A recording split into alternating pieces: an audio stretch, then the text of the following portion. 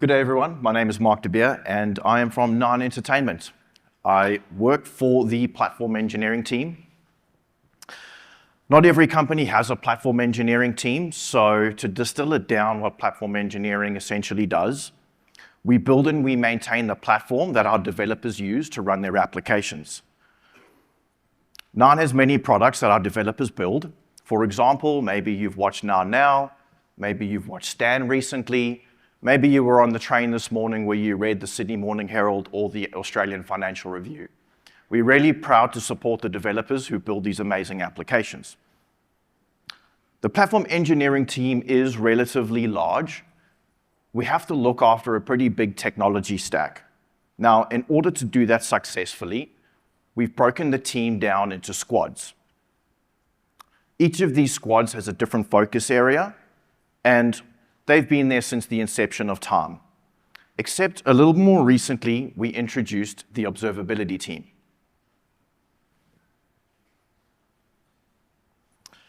Right, why did we do that?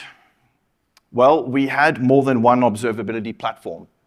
A couple of years ago, Nine merged with Fairfax Media, and this meant there were two observability platforms. We didn't need two. Ideally, we want to have a single platform for all of Nine. Of course, at the same time, we do want to look at reducing cost.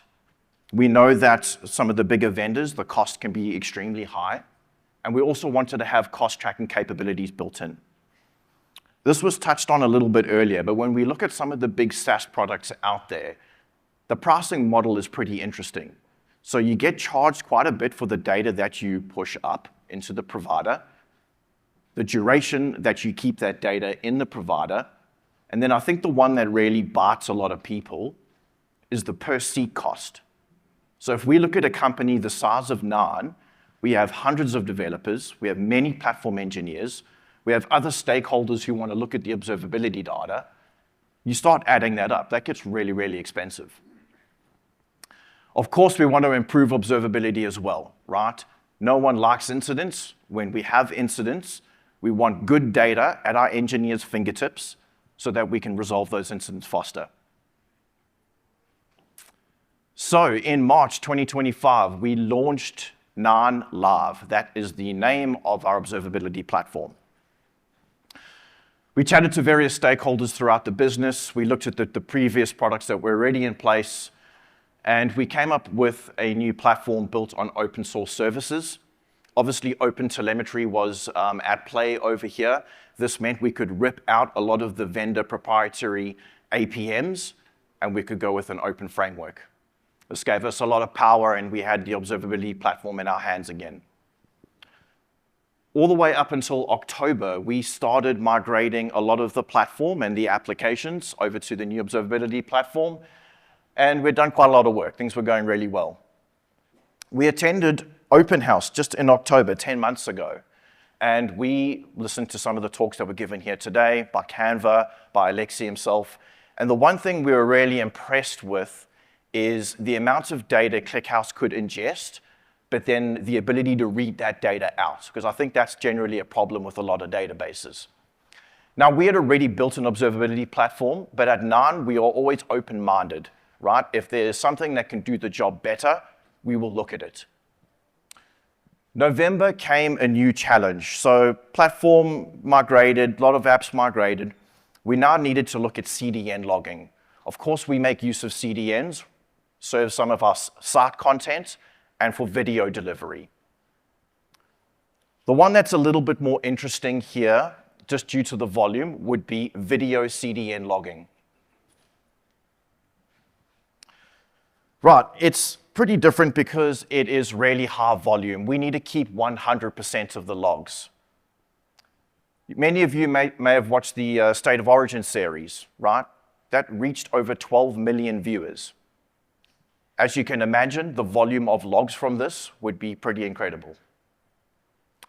One of the reasons for that is that the video content is broken down into 2-second segments.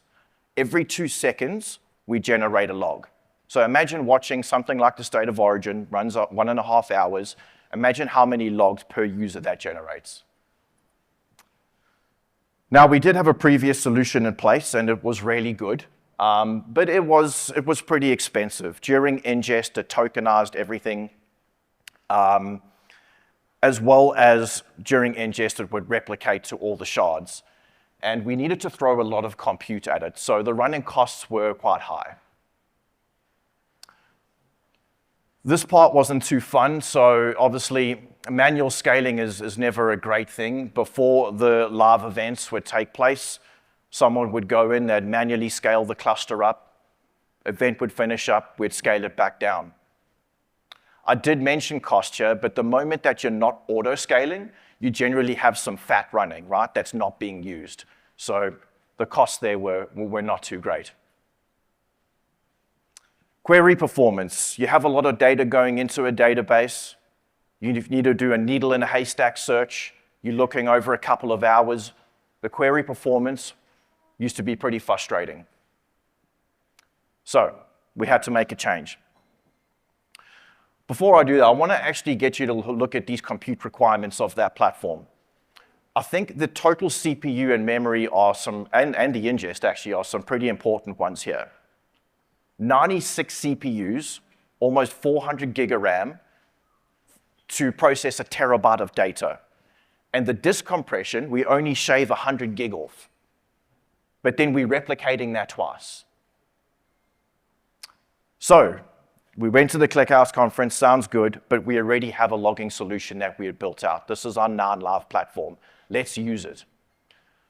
So I went ahead, configured a logging agent, started grabbing the contents off the S3 bucket. We're doing a dual write scenario because this is what we typically do when we're testing our products. The logs start going into the non-live logging solution, and the result wasn't too good. Alarms started firing off, Slack started going crazy, and we started to notice ingest failures among the components. The auto-scaling couldn't kick in quick enough to deal with the amount of data, and so things started running out of memory, et cetera, et cetera. Now, we could fix this. We could increase minimum replicas. We can throw more compute at it. Fantastic. Eventually, it levels out, and we can start ingesting. But then comes the second problem, is the query performance. We build dashboards. We start looking over the data, and the performance of the queries is just not where it needs to be. We can't give this to our stakeholders. So we go down a rabbit hole of read path tuning. We make many configuration changes. We squeeze out a little bit of better performance, but still not quite adequate. So let's try ClickHouse now. Let's see if it's any good.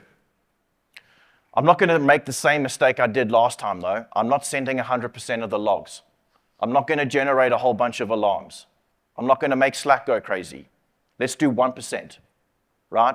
We can still create the tables. We can still have a look and test how ClickHouse works. We can still build a dashboard. I get distracted. 2 days later, I come back, and I'm interested in the compression ratios of the data. But something doesn't quite look right here. If we have a look at the uncompressed size, we see almost 2 terabytes. If I only did 1% of the data, there should only be a few megs here. Somehow, something's gone wrong. It's almost as if that 1% sampling rate didn't apply. It didn't. Mistakenly, the config was not applied. Right? And fair enough, it's actually easy to make this mistake. But 100% of the logs were going through to ClickHouse. There was no alarms, no noise, no nothing. ClickHouse just sat there and it just ate the logs. So in haste, I craft up a dashboard and I bring this up. And I reach out to one of my colleagues who was very familiar with the previous solution and the amount of compute it used. He actually used to do the manual scaling, so he hated it. I said, you got to look at this. So he gets really excited and starts delving in a bit deeper. And he says, hang on a minute, something's not right with your dashboard. He says, I don't think the metrics are correct. He logs on to the cluster, he looks at the compute resources directly, and he says, they don't look right. Have a look at your queries. I realized that the queries I had loaded in my panels, they weren't correct. I was actually double counting. The correct resource utilization was only 2 CPUs and 16 gigs of RAM. Let's do a comparison here. The previous solution, 96 cores versus 2, almost 400 gig of RAM to 16 for ClickHouse. The compression, 130 gigs. So ClickHouse clearly winning on the compute resource consumption side. It's looking really good. We build dashboards, we look at the query performance, it's ticking every box. This is really good, right? So we feel like we can move forward with this. But then comes the decision, the build versus buy. I'm a big advocate for building and running internally. We have an observability team. This does seem to make sense to us. However, this does add more cognitive load to the team. We're introducing something else that we need to water and feed. The problem is every time you think about one of these SaaS providers and of the observability space, you just see dollar signs. However, we decided to give it a go. And after a couple of days of running in the cloud, we noticed that the cost savings was 80%. So it was massive. The other thing here is that by using the cloud service, we're able to go and create our ClickHouse services immediately that day, create the schema, set up the ingest, all of that, and be up and running within a day. ClickPipes is amazing, and you heard about it earlier. Obviously, you can have various ways of getting data into ClickHouse. But this is what our logging pipeline looks like in general for CDN logs. We use the S3 table engine that goes through a materialized view where we maybe do some transformations. And then it eventually goes into the final destination logging table where our visualization tools use. So to go over the key improvements here, right? I mentioned the 80% reduction in costs. This is absolutely massive. It makes it a bit of a no-brainer. Performance, as I said, we were really impressed with the performance. Getting data out of ClickHouse was way quicker than anything else we had. Data retention was particularly important for our stakeholders. The previous solution, we could only retain up to 24 hours of data before it got really expensive. Now we were keeping up to 7 days. SQL was mentioned earlier. So many people know SQL. So this is a pretty easy sell internally to the developers. One of the things now is we have quite a few observability systems, and they each have their own query language. Not everyone is a fan of the other query languages, where SQL definitely seems to win. Auto-scaling, we do not manually scale on any live events right now. It's almost like a no event for us in platform engineering. The event goes, we don't do anything. I didn't want to get booed off stage, so I thought I would mention AI.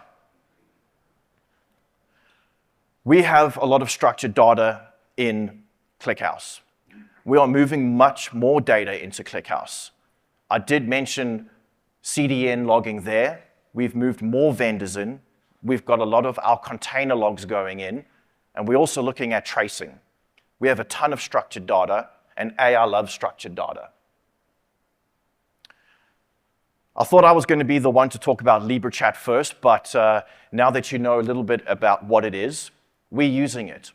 We have a dedicated instance that uses our observability MCPs, where we can ask natural language questions of our observability data. This accelerates our time to insight. I don't know if the days of looking at dashboards are gone, but this is allowing people who are not familiar with the query languages to come into this agent and ask questions and get the insights they need. Definitely worth a try. Up here is the QR code. Just to let you know, we are hiring. Nine is a great place to work, so if any of you or your colleagues or any friends that you know may be interested in a position, please scan the QR code. Thank you all.